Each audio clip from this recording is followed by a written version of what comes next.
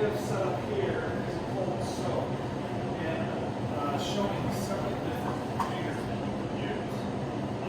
This is a square one, this is a square round one, this is a larger one. We typically use cold soaks for extremities, like elbows, wrists, ankles, things that we can stick in the bucket.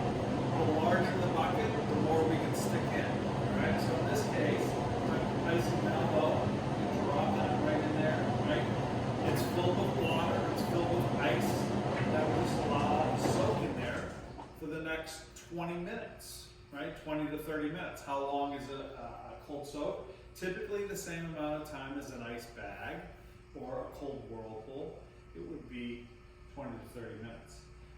So that's what I would be doing here and making that work. Now, if I wanted to, I could do the same thing, right? And I could put it down here, and then obviously I could get this set up so that I could get my ankle in there, all right?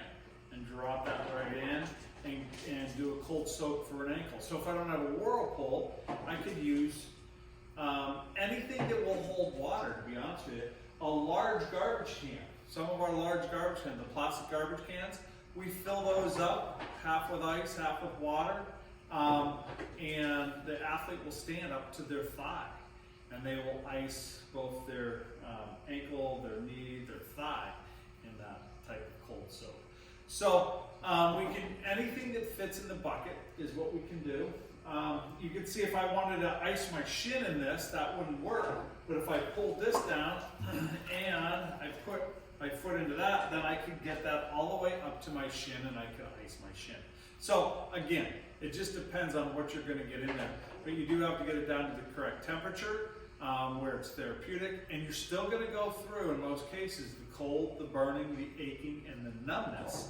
As a matter of fact, in the foot would actually be more significant of the cold, burning, aching, numb in the toes because they have more cold receptors. And oftentimes it becomes much more intense on the toes. So sometimes we actually will use toe covers when we're icing an ankle so that as they're in there icing that ankle, their toes are covered up and not going through the cold, aching, burning, aching, numb sensations, but the ankle is taking on the cold that we know it's taking.